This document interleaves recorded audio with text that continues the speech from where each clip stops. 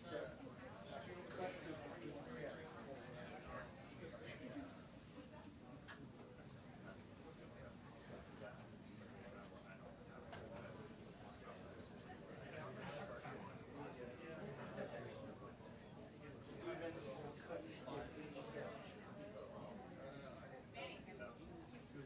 a test.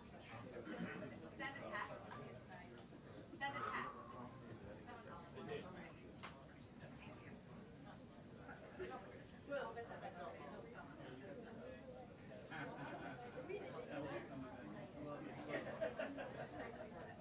Dave, you could probably cut through that row. I would cover it through one person.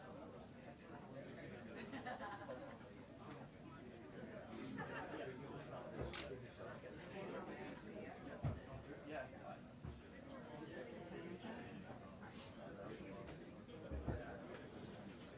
Well, there's no question this is the end of a fairly extraordinary week for President Trump. If you think back, it was less than a week ago on last Saturday night when he addressed the nation, talking about those extraordinary military strikes on Iran. Then, of course, he went to the NATO summit in The Hague, and now he, of course, is back here, and he's expected to, I'm told, celebrate what he explained earlier as a giant win by the U.S. Supreme Court. Talking about the birthright citizenship issue, of course, even though the court is going to rule on the merits of that later, but also just the idea of executive power. Well, if you step back here after the first 6 months or so of the Trump administration, of this presidency, it's clear this is his Supreme Court. This is one of the major differences from his first term in office, of course. He has 3 justices that he appointed on the Supreme Court, and the judiciary across the country also has many Trump appointees. Now, it's been a mixed bag, if you will, of rulings, as we've seen, but the ruling today by the court, it will not cause immediate relief. It will send many cases back to lower courts and open the door for class actions, but it signals one big question that all presidents have, certainly this president has, and that is the power of the executive branch, the power of the presidency. And throughout the ruling, and I'm told that the president was hearing some passages, his advisors were reading to him, that a single judge cannot block the executive branch. So that is something I expect him to talk about here at the press briefing. But it's also a moment for the president to talk about other challenges. He's staying in Washington this weekend, which is unusual. He normally goes to his golf club either at Bedford during the summer or Mar-a-Lago in the winter. But I'm told he's staying here to work with Senate Republicans. He wants them to get the job done, to pass his signature legislation by July 4th. That is very much an open question, the timing at least. So I expect the president is also to make some more sales pitches, if you will, on that. And there are some central questions hanging over that bill as well. Medicaid is valuable, not just about Medicaid. Even some Senate Republicans who are worried about the cuts in the bill, the effect it would have on rural hospitals across the country. So much on the line, much at stake for the president. But for now, at least, the end of the Supreme Court term certainly is something that the president would like to celebrate. Well, what did you get for one?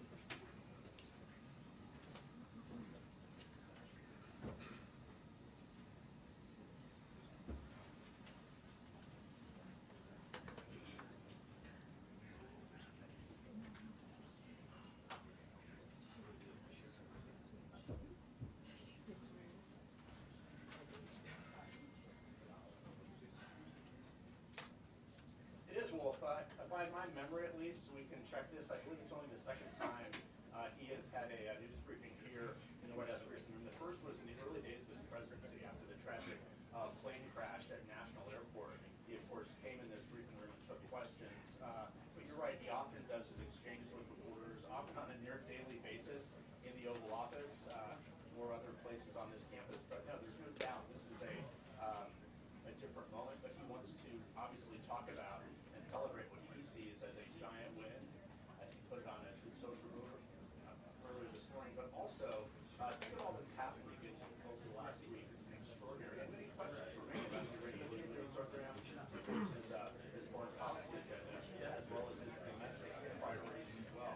So it's a good, I guess, halfway mark of this first year in office for the president to come and take some questions. We'll see if he does. Cool.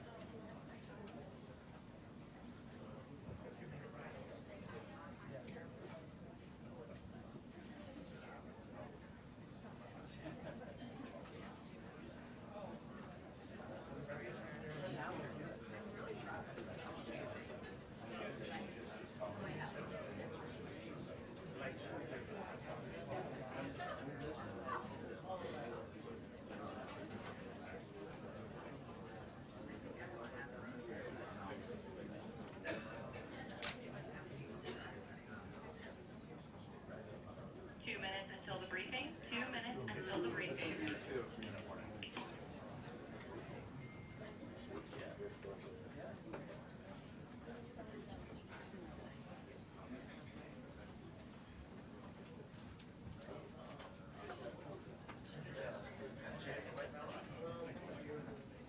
Sorry.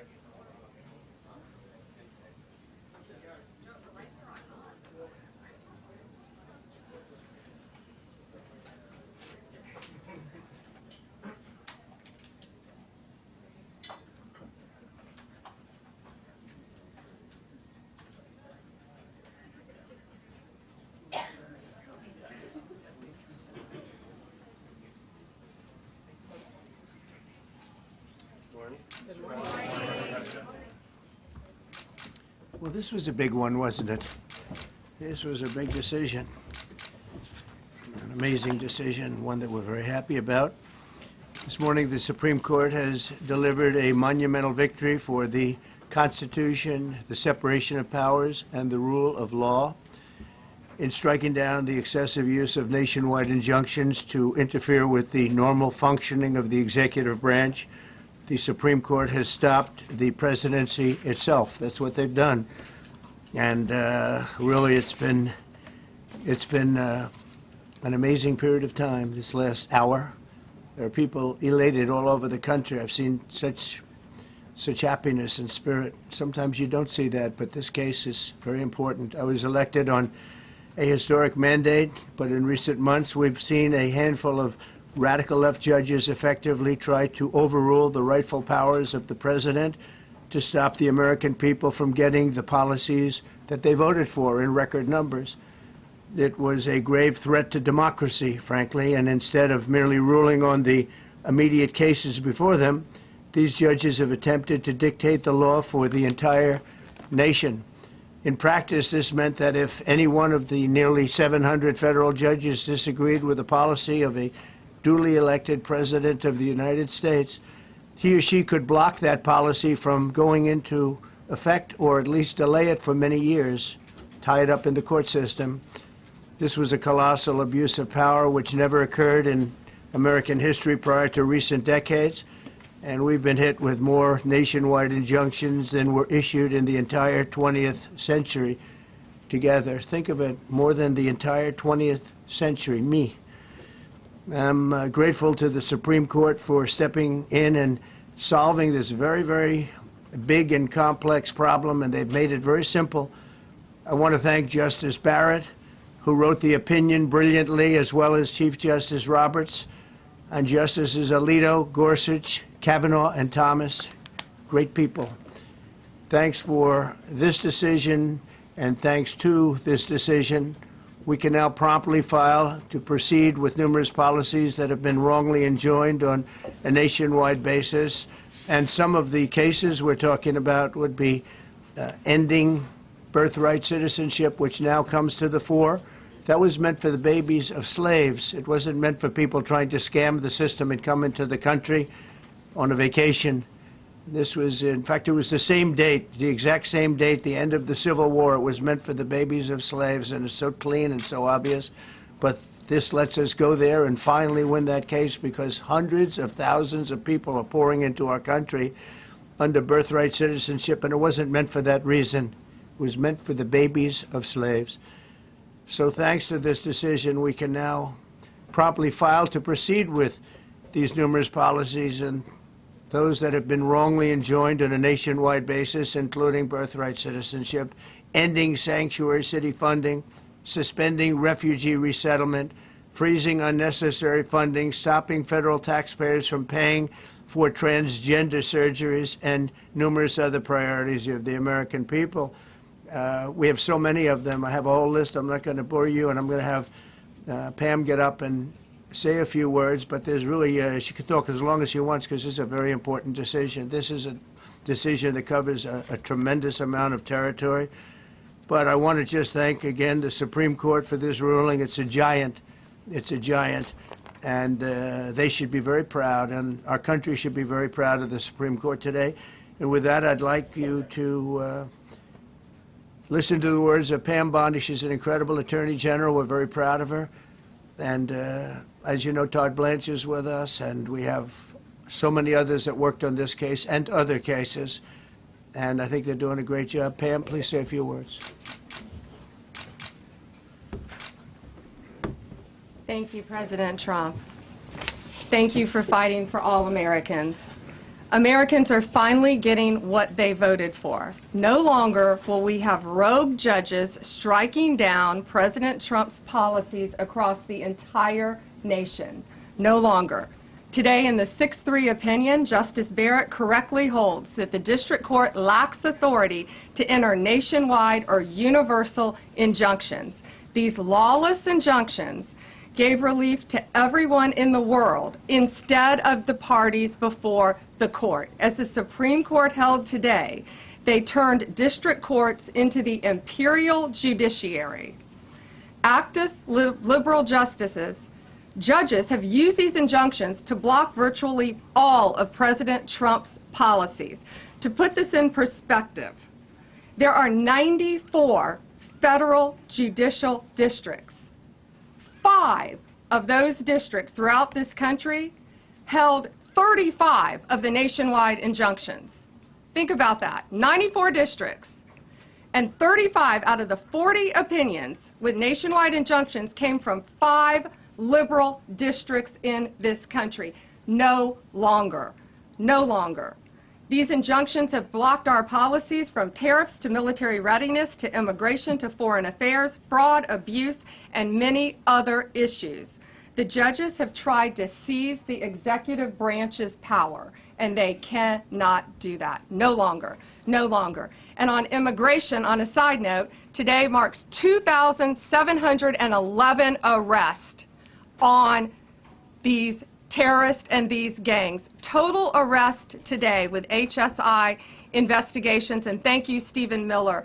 Thank you to Homeland Security. Thank you to everyone working hand in hand with the FBI on all of these transnational gangs.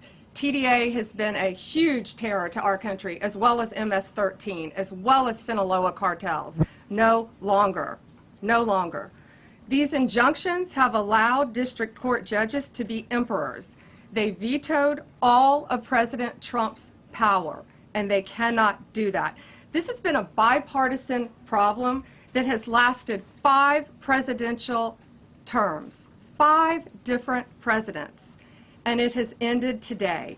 We will continue to fight for President Trump's policies. I want to thank the Office of White House Counsel, Dave Warrington. You and your staff have been incredible. Our Solicitor General's office, John Sowers, Sarah Harris, and Todd Blanche and Emil Bovey. Todd's going to say a few words because we've had another major ruling today on transgender books and some other great wins that we've had. But no longer will they have this power in our country. It is the president's authority under his executive branch to do everything to fight for the American people, and he will continue to do that. That's why he was overwhelmingly elected. Thank you.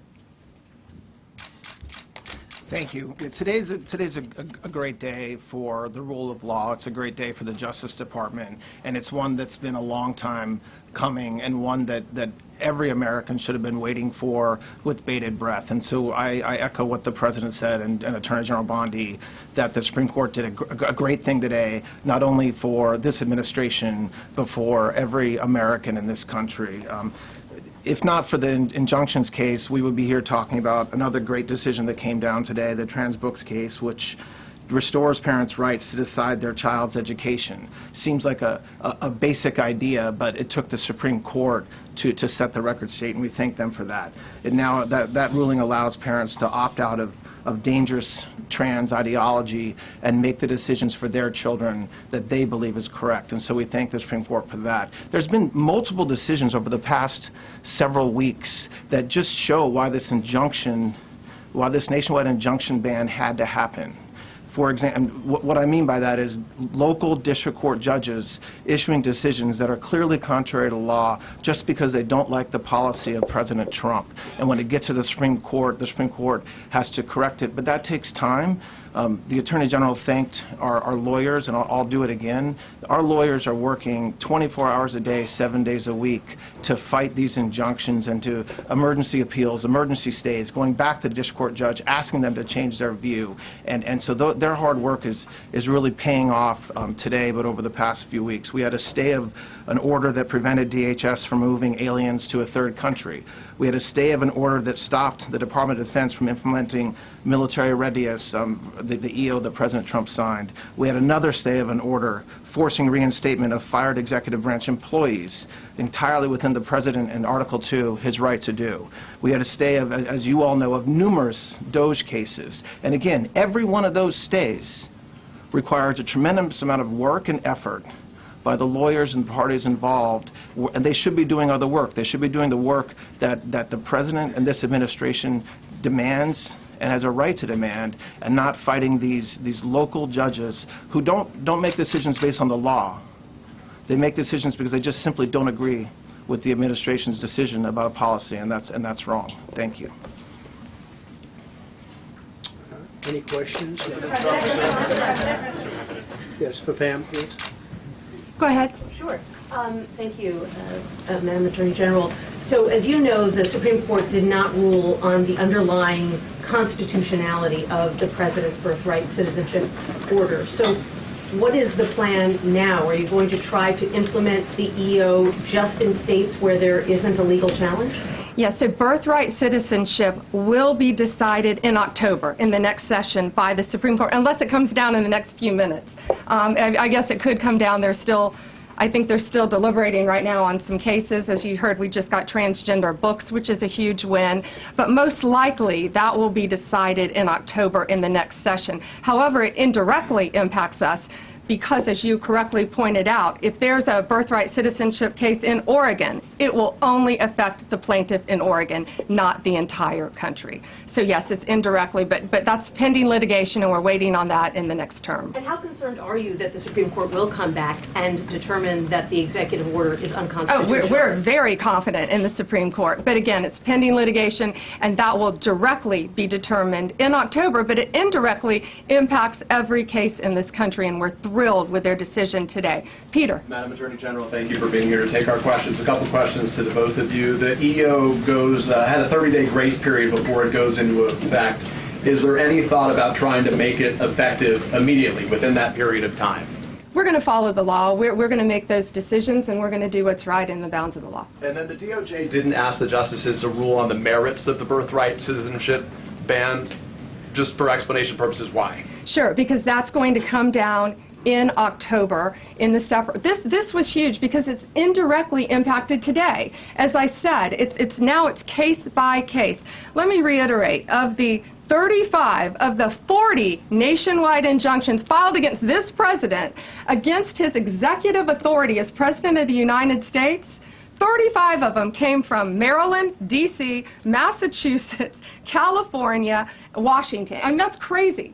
These 5 districts. So yes, it indirectly impacts us. It will be a separate decision in October. Next question. Thank you, Mr. President. A question for you, sir. Do you believe this ends the power of the lower court judges to stop your agenda? Do you see this as a full green light for your agenda going forward? Well, you'd have to really speak to the lawyers about that. But this is really also a decision based on common sense. It didn't work the other way. It was a disaster where somebody from a certain location in a very liberal state, or a liberal judge, or a liberal group of judges could tie up a whole country for years because their decision would sometimes take years to overturn. We've overturned many of the decisions, but it would take years to do it. And we have to act quickly when it comes to illegal immigration. We have murderers, killers, we have drug dealers, we have what they've allowed to come into our country. Should never be forgotten. It should never be forgotten what they've done to our country. And we have to be able to act very quickly, and we're going to do that. Thank you. Justice Amy Coney Barrett, sir, I know that you praised her and her opinion here in this case. She has taken some heat, though, from some of your supporters who have labeled her weak, a squishy, a rattled law professor. What is your take on that? I don't know about that. I just have great respect for her. I always have. And her decision was brilliantly written today. From all accounts, yeah. Transgender rulings, Mr. President. What would you say to Americans who fear that this is more and more concentration of power in the White House and the executive. Well, this power. really brings back the Constitution. This is what it's all about, and this is really the opposite of that. I mean, the question is fine, but it's the opposite. The Constitution has been brought back. Thank you so much, President Trump. Illegal crossings in the border are 0 now. 0. Does everyone hear that? 0. Trump 2028! Do you intend, President Trump? Who's that guy? I like him. He's working the cameras. With this new reality, President Trump, in the border, do you intend to engage personally with leaders from South America, not only Central America, Sure. in order to I tackle do that anyway. this situation in I a do that different anyway. way, and if you have a perspective of meeting some Sure. presidents from South America, as Brazil, for example? Well, you see, as an example, not South America, but NATO over the weekend. Yeah. They have great respect for our country now. They did things that nobody thought was possible. They took funding from 2% to 5%. Nobody thought they'd ever pay the 2%, and now they're paying the 5%. It's over $1 trillion more a year. Think of that, $1 trillion. Nobody thought that could happen. That's a different group of people, different countries. But we get along with a lot of countries. We are respected again. Our country, the U.S., is respected again. Was not respected 6 months ago, I can tell you. Can we ask about the big beautiful? Yeah, go ahead, please. Yeah, Mr. President, you have a deadline coming up on trade in 2 weeks. Which countries, if On any, what? on trade, on tariffs, Yeah. sir? Which countries, if any, are close to agreements with the administration? Well, that's an interesting question. We've made a deal with China. We've made a deal with probably 4 or 5 different countries. With the UK, it was a great deal for both. And we're in the process of making some others. But ultimately, in fact, Scott is here, and Howard Lutnick, these 2 guys have been doing an incredible job, and the people that work with them have been doing an incredible job. But, you know, we have 200 countries, you could say 200 countries plus. We can't do that.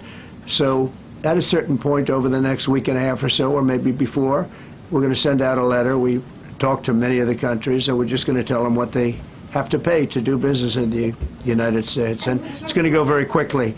But some of the bigger countries, so India, I think we're going to reach a deal where we have the right to go in and trade. Right now it's restricted. You can't walk in there. You can't even think about it. We're looking to get a full trade barrier dropping, which is unthinkable. And I'm not sure that that's going to happen, but as of this moment, we've agreed to that, go into Indian trade. We're going to be trading in China.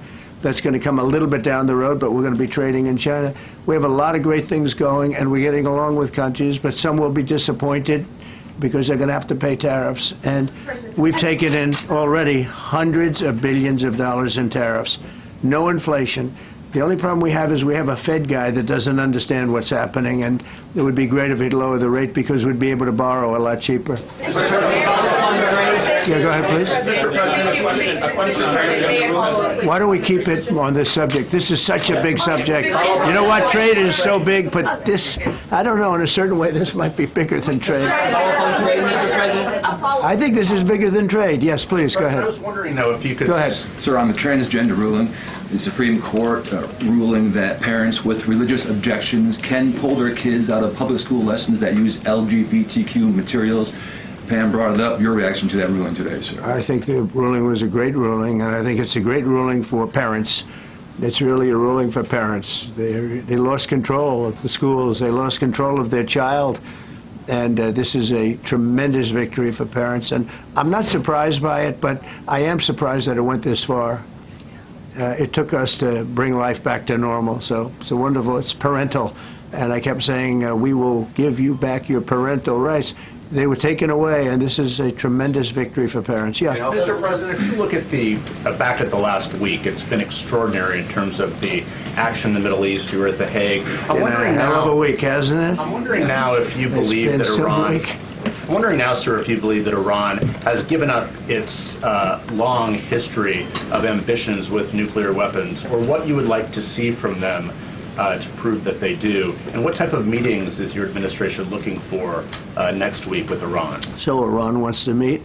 As you know, their sites were obliterated. They're very evil nuclear sites. They were, now has been proven. We had some fake news for a little while.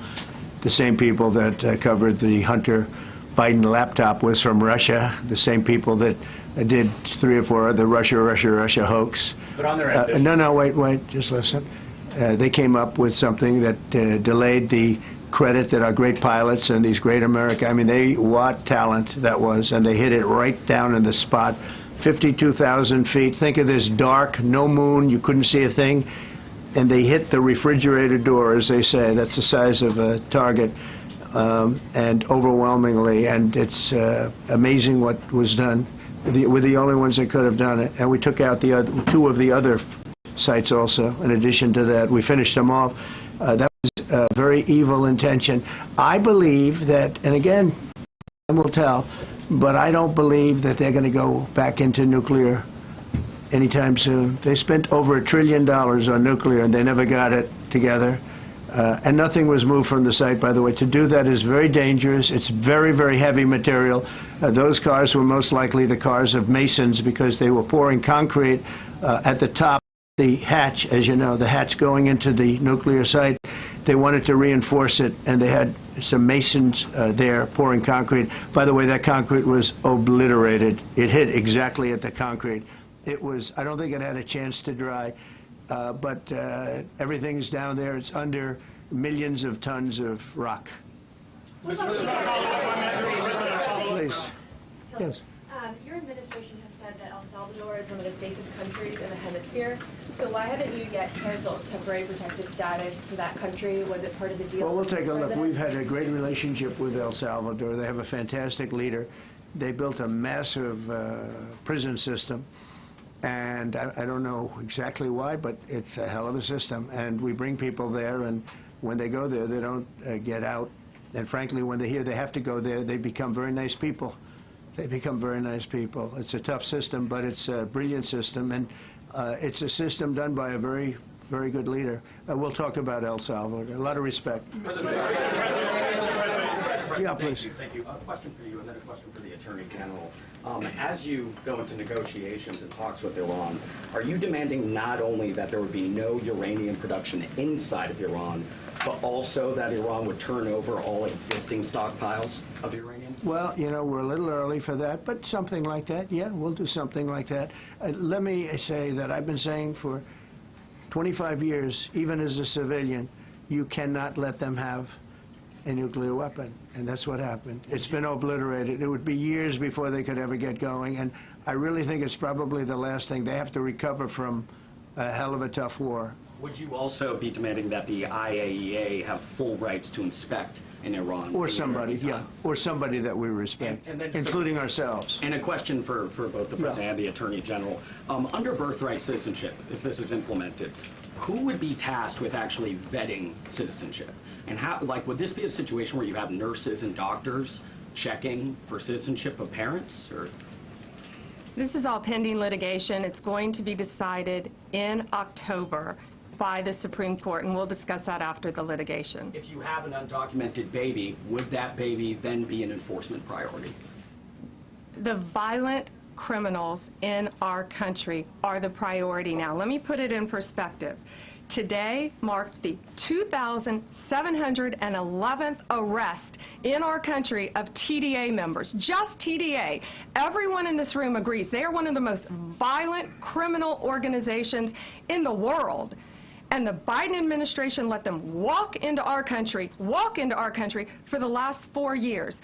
2,711 of them today have been arrested in our country. That is the priority of Donald Trump. That is the priority of this country, of Homeland Security, of all of our lawyers, of FBI. That's the priority. That will be discussed in October when the Supreme Court hopefully rules in our favor, and we're very confident of that. But you should all feel safer now that President Trump can deport all of these gangs, and not one district court judge can think they're an emperor over this administration and his executive powers, and why the people of the United States elected him. I just might add one thing, and you know, they used birthright citizenship, some of the worst people, some of the cartels, to get people into our country, just so you know. And again, I say, if you look at the end of the Civil War, the 1800s, it was a very turbulent time. If you take the end day, was it 1869 or whatever, but you take that exact day, that's when the case was filed.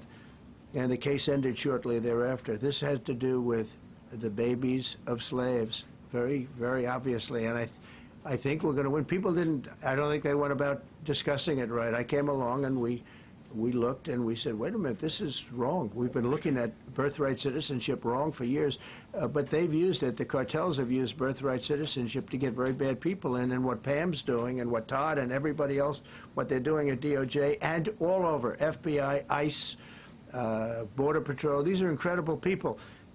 They're trying to keep our country safe, and they don't want to have people come in. This is just another way that they get illegal immigrants into our country, and in some cases, very, very bad ones. Go ahead. Thank you, Mr. President. On your tax bill, if I could for a moment, senators are racing to rewrite parts of it right now after the Senate parliamentarian ruled that sections of it were outside of the process that they're using to get this through.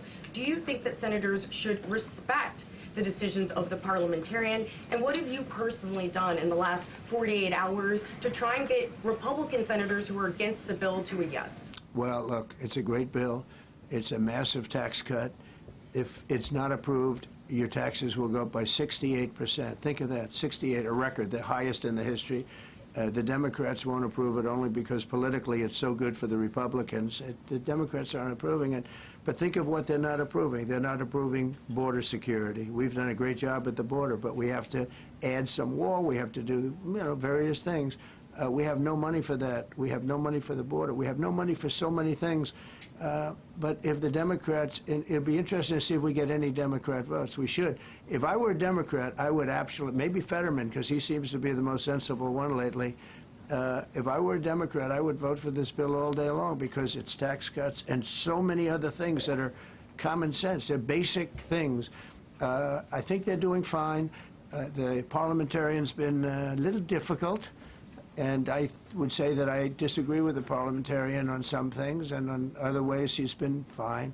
But we'll have to see. It's a big issue. I will tell you this: if that bill doesn't pass, the country will get a 68% tax increase. So think of this: you're a Democrat and you vote against it. That means you're voting in favor, because essentially you're voting in favor of the largest tax hike in the history of our country. And you can't do that. In addition, we're cutting costs by $1.7 trillion, and it won't affect anybody. It's just fraud, waste, and abuse. Mr. President, a leading global economist just did a 180 and says your tariff plan, you may have outsmarted everybody with it. What is your message? I love this. I love this question. This is the favorite. This is the best question I've ever been asked, because I've been going through abuse for years on this. Because, as you know, we're taking in hundreds of billions of dollars, no inflation whatsoever. But, Mr. President, what is your message to critics who think your tariff plan will cause a recession? I think they should go back to business school. It's so obvious. It's so obvious. I mean, we're taking in billions and billions of dollars from China and a lot of other countries.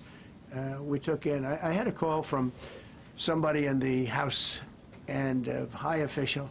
Sir, we have a problem. We don't know what to do. The books are a mess. I said, what do I mean by the books? The books, the money coming in. It's so terrible. I figured, oh boy, what's this? I don't like this question. I said, so what seems? There's so much money coming in, and there must be some kind of an accounting mistake, because we have hundreds of billions of dollars more money than we thought. I said, do me a favor, go check call me back. You have to call me back. Check the tariff column. He calls me back 2 hours later, says, you're right. We took in $88 billion in tariffs. They have so much money coming in. But more important than the money coming in, we have companies coming in, factories coming in, auto plants being built. AI is being built here instead of being built all over Europe and Asia. We have all of it. We have over $15 trillion, just about, Scott. I think we're right about that number. We went to Saudi Arabia. We went to Qatar, we went to UAE, very smart people, very smart leaders, great leaders, and we took in $5.1 trillion just there. Without the tariffs, I mean, they also liked a thing called November 5th, November 6th, and November 7th. That was a very good little period of time. It's called the presidential election.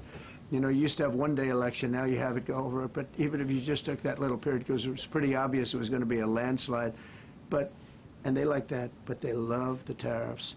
I had Texas Instruments come in the other day, big company, and he said, we're putting in $60 billion into new plants and new equipment, new everything.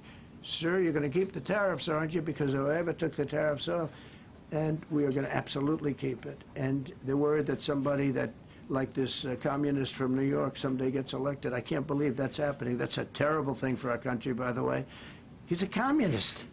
We're going to go to a communistic state. That's so bad for New York, but the rest of the country is revolting against it. But if somebody got elected, they're afraid that if this was taken off, well, we're going to guarantee it's never going to be taken off.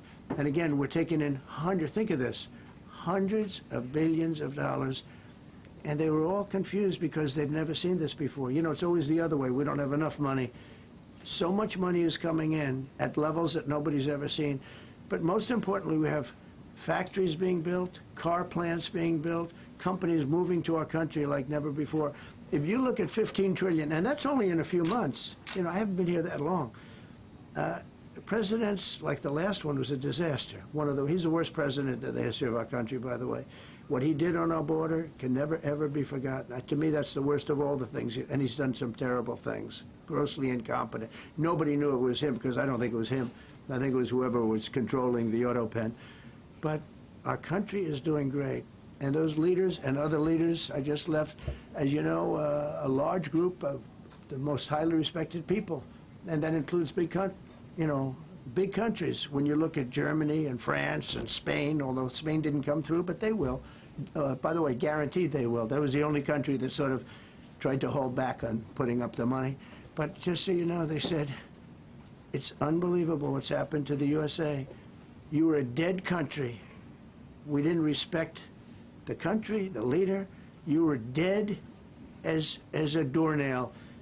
One said to me, you went from being a dead country, you are right now the hottest country anywhere in the world. The whole world is talking about the USA, and everybody wants a part of it, and they're pouring into our country, and you're going to see those numbers. Thank you for that question.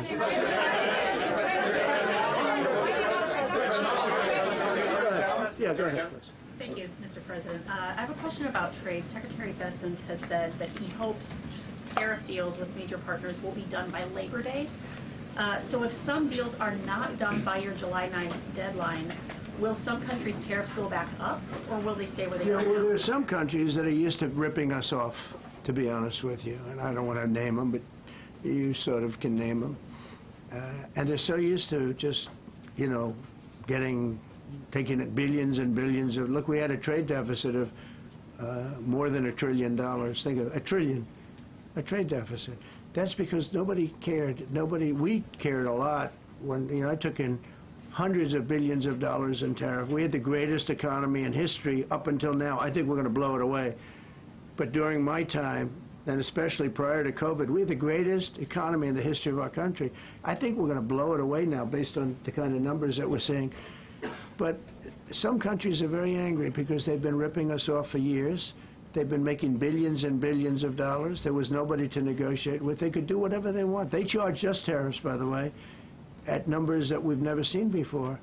And we ended up losing much more than $1 trillion a year. $1 trillion a year on trade. And now they're being met with a force that's far greater than them, and they don't like it. So they're upset because instead of making, you know, $5 billion, they're going to break even. Or they'll make a little bit. I want to be nice. They'll make a little bit. Or we'll make a little bit.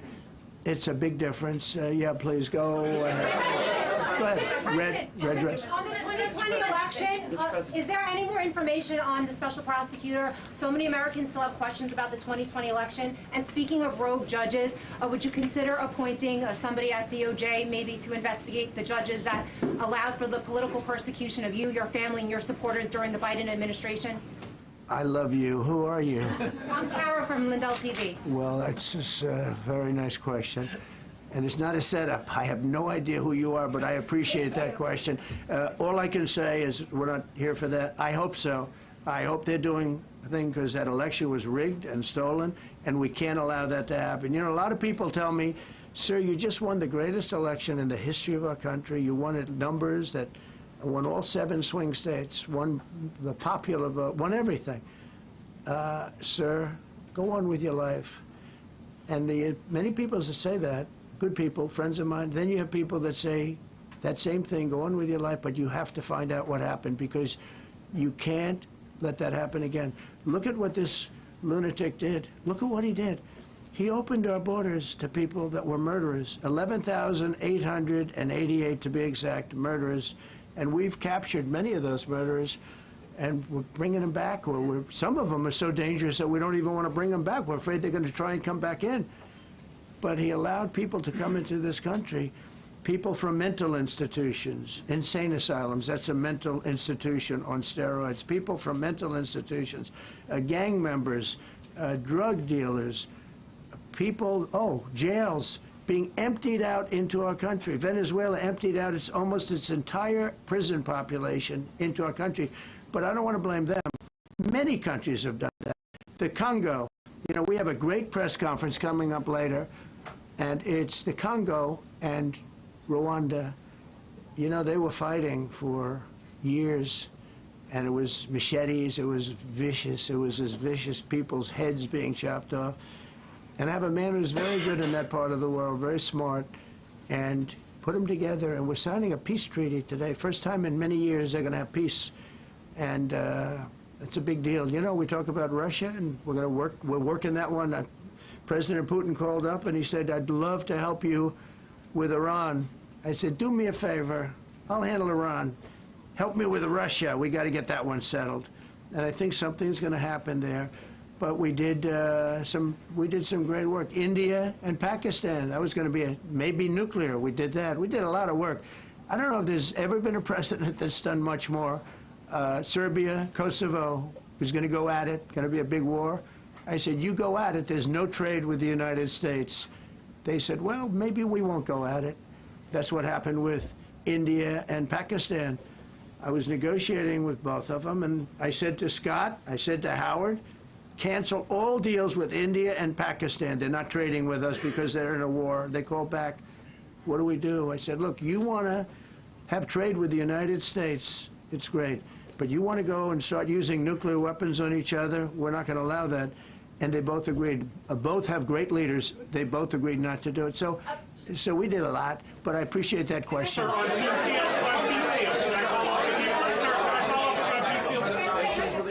Thank you so much. Thank you, Mr. Orange. President. Thank you, Mr. President. I was just speaking with Senator Ron Johnson on the One Big Beautiful Bill, and he says he really wants to get to yes for you and get this accomplished. He does. He's a good man. But he also said that he needs more time, and he is not certain that the July 4th deadline is possible. Well, then he's not such a good man. Because there's too much work to do. He's a good man. Ron Johnson's doing a good job. He's very committed. Every Republican senator is committed. And, you could have a couple of grandstanders, in all fairness. You could have somebody else. And it's very dangerous because our country would go from being the most successful country in the world to who knows what happens with a 68%, think of it, 68% tax increase. That was given by the Democrats because they like high taxes. I don't know what happened. All my life, I'd grow up and I'd watch politicians talking. I'd say, oh, that's fun. And they were always saying, we will cut your taxes. We will cut your tax. I never heard it. They say, we will raise your taxes. And they elect people like this guy in New York that maybe has a chance. I find it hard to believe, but he maybe has a chance. They want to raise your taxes. So they want to see a 68% tax increase. That's more money than anybody could afford. You'd go into a depression if that ever happened. So I think there's a lot of pressure to get that approved. How important is the July 4th deadline to you? It's important. It's not the end all. It can go longer, but we'd like to get it done by that time, if possible. And look, we have a lot of very committed people, and they feel very strongly about a subjects that you're not even thinking about that are important to Republicans. The problem we have is that it's a great bill. It's a popular bill, but we'll get no Democrats only because they don't want to vote for Trump. If that bill was their bill, oh, they would be so happy. It's so great for our military. It's great for everything. And they would normally vote, but because their hatred of Trump, they have Trump derangement syndrome at levels never seen before. And instead of voting for a tax cut, they're voting for a tax increase of 68%. They're voting to destroy Social Security, destroy Medicare, and destroy Medicaid. And we're voting to make them perfect and to make them better, make them stronger and better. They're going to destroy Medicaid, and they're going to destroy Medicare, and Social Security will follow. If you vote for the Democrats, you're dead on those three things. Sir. Thank you, Mr. President. On a related subject, many Democrats have said that they are not going to support crypto bills in Congress only because of you and your family's personal crypto ventures. And these votes are in some cases needed to pass. Are you open to the idea of pulling away from your personal crypto ventures just for the next few years if that helps get these crypto bills passed in the next few months? Well, it's a very funny thing, crypto. So I became a fan of crypto, and to me it's an industry. I view it as an industry, and I'm president. And if we didn't have it, China would, or somebody else would, but most likely China. China would love to. And we've dominated that industry. It's a big industry, by the way. In fact, when the stock market went down recently, crypto and Bitcoin and all of that went down much less than anybody else as a group. And we've created a very powerful industry, and that's much more important than anything that we invest in. We invest in it, but really that was an industry that wasn't doing particularly well. I got involved with it a couple of years ago, and before the second term. I got involved before I decided to run. I only decided to run because I saw what was happening, and Biden was incompetent, and the administration was crooked and incompetent. And I was in Bitcoin then, not knowing if I was going to do it a third time. So it's become amazing. I mean, it's the jobs that it produces. And I notice more and more you pay in Bitcoin. I mean, people are saying it takes a lot of pressure off the dollar. And it's a great thing for our country. So I don't care about investing. You know, I have kids, and they invest in different things. They do believe in it. But I'm president, and what I did do there is build an industry that's very important. And you know, if we didn't have it, China would. Okay. Sir, Mr. President, go ahead. With the glasses, gentlemen, go ahead, please. Go ahead. Thank you, Mr. President. So, are you going to cut funds in the sanctuary states, like, for instance, California? They keep supporting illegal immigration, and then these people work under Yeah, we're the giving table. them a hard time. And also, in a foreign policy I question. mean, they don't have a governor in California. They have a man that wants to give away everything to people that nobody's seen before. If we didn't go into Los Angeles with the military, which did a fantastic job, but if we didn't go into Los Angeles bringing in the National Guard, I would have brought the military if it was necessary, because you have to. We have the right to. That was another thing upheld by the Supreme Court. But if we didn't go in with the National Guard and be strong and tough, you wouldn't maybe have Los Angeles. It would be like the rest of California, the rest of Los Angeles. They lost 25,000 houses in a fire. They should have lost none. You know, I sent the water down. I had to break into their water supply because they just refused to do it. They're crazy. There's something wrong with them. They have plenty of water. They don't have droughts or anything. They have plenty. We let it come down from the Pacific Northwest. They routed all the water out into the Pacific Ocean for environmental reasons, okay? And now you have 25,000 houses, none of which would have burned down if you had the water. They didn't have water. They didn't have water for the fire pumps. They didn't have water in the sprinkler systems that people put in. So the answer is we're going to work with governors. We're going to work with radical left Democrats and Democrats, and we're going to make it good for everybody. We'll have to stop the crime in those, in the case of the cities, I think I can say just about all cities with heavy crime are run by Democrats. Go ahead. Yeah, with the glasses. I'm with Iran. Go ahead, yes. International. Yeah, no, the man behind you, yeah, please. President Trump, Anthony Mashak from Amphibian, Lebanon. I want to ask you regarding the threats posed by Iran's allies and proxies operating in the U.S. They were threatening your life. So what do you say about that? And regarding the Lebanon, because Hezbollah is as well part of Iran's allies, is there any time frame in Lebanon regarding disarming Hezbollah in Lebanon? Yeah, Lebanon is a great place with brilliant people. You know, it was known for the professors and doctors and had an incredible history.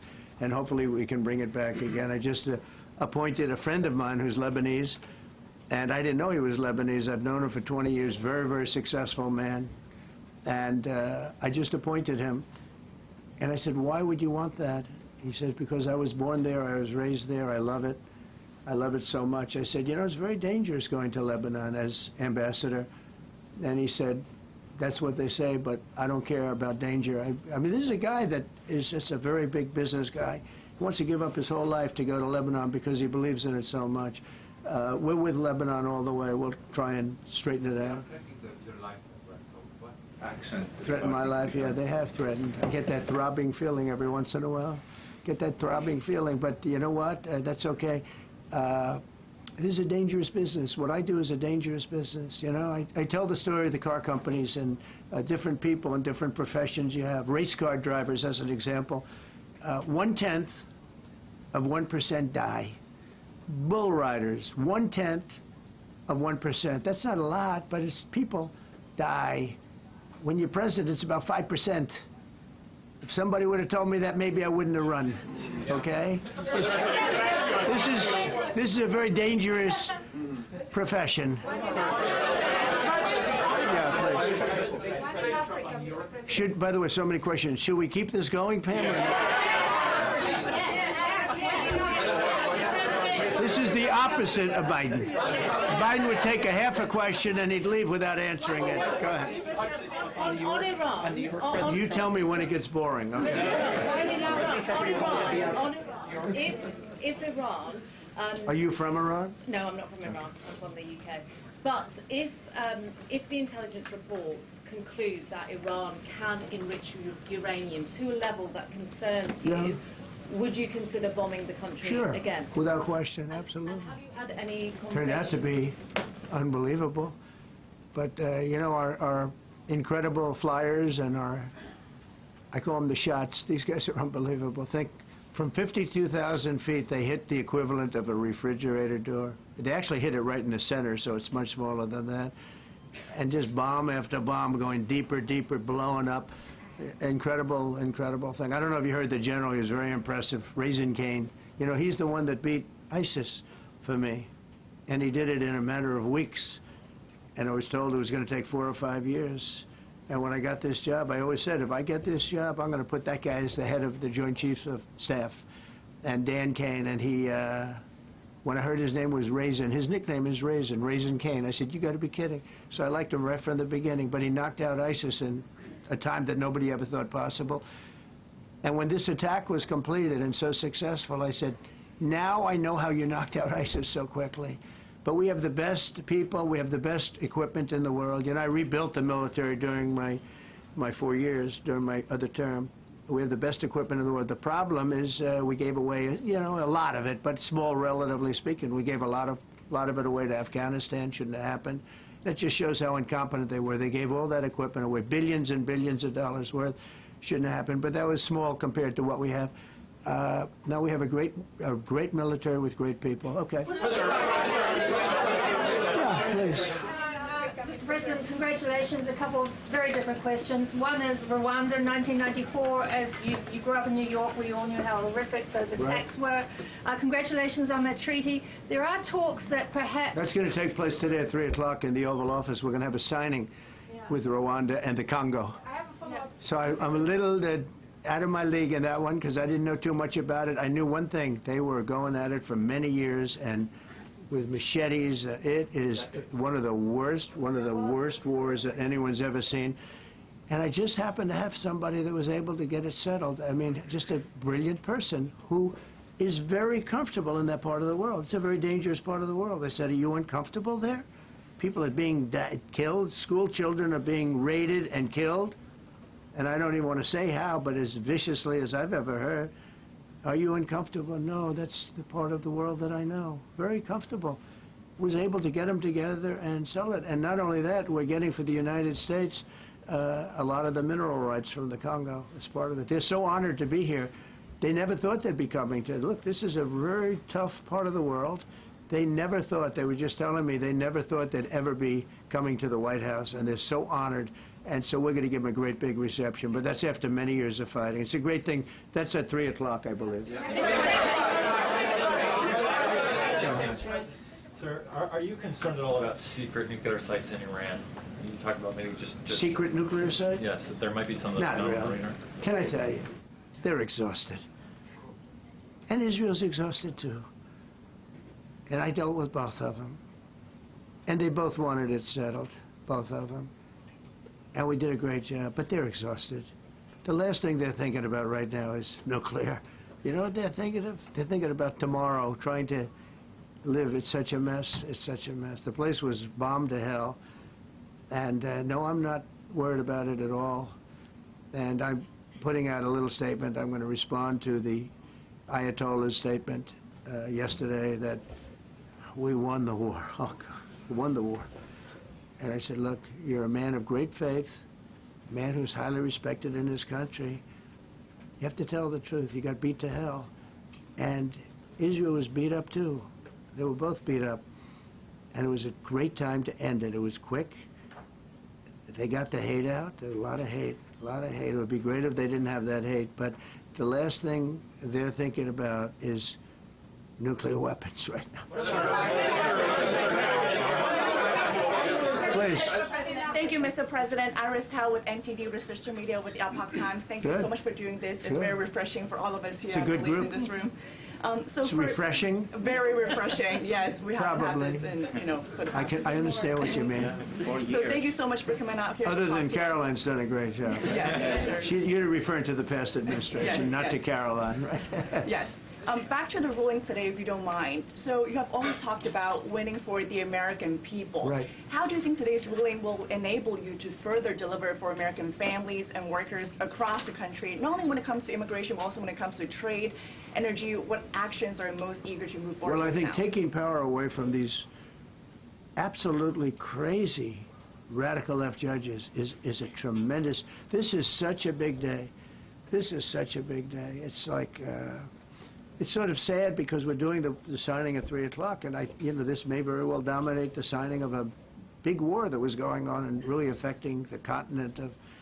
Think of it, the entire continent of Africa was being affected, and we're settling that war today, and this will probably be a headline. But this is a very big moment, and it gives power back to people that should have it, including Congress, including the presidency. And it only takes bad power away from judges. It really doesn't take power. It takes bad power, sick power, and unfair power. And it's really going to be, this is a very monumental decision. Yeah, please. Yes, President, thank you very much. On July 9th, is that July 9th date set for tariffs to snap back? Or could there be a... We can do whatever we want. We could extend it. We could make it shorter. I'd like to make it shorter. I'd like to just send letters out to everybody. Congratulations, you're paying 25%. He doesn't want. He's a much nicer person than I am. So, did you finish it up? Who are you considering for the Federal Reserve then? And are you speeding up that process? I see Secretary. Oh, he's terrible. He's terrible. I mean, I have a list of things. We're like 38 on the list. We pay, Cameroon and different places are paying the same as us. Because, you have somebody sets a rate at 4% or 4.5%. It's hard to go out and say we should be paying 1% when you have your so-called experts doing that. And the sad part is, as per the question that you asked about tariffs, we've had the tariffs, and we have less inflation than we had before.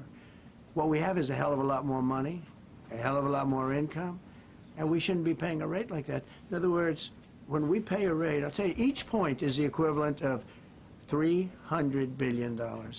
So if we had it down 3 points, because I think we should be at 1, you have Switzerland is at 0.25, in other words, 25% of 1%.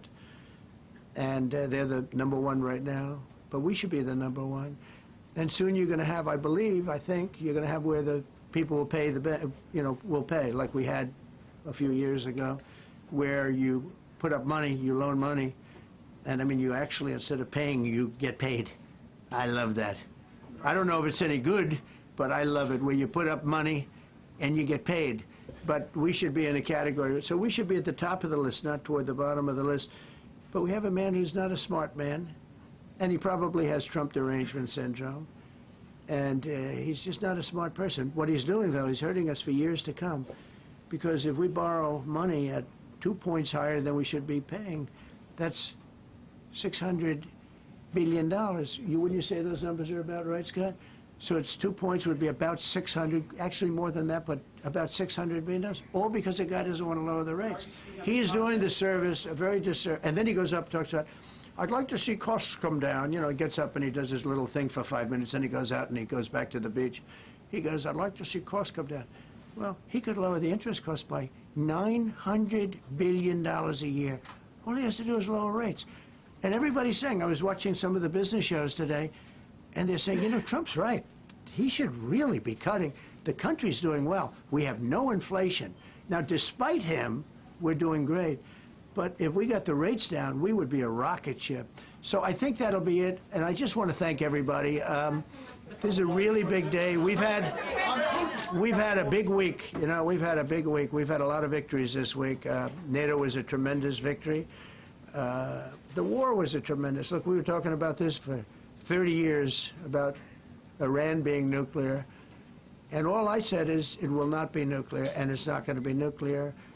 And, you know, I want to give credit to a lot of people, and most importantly to our great military. Boy, they put out that fire.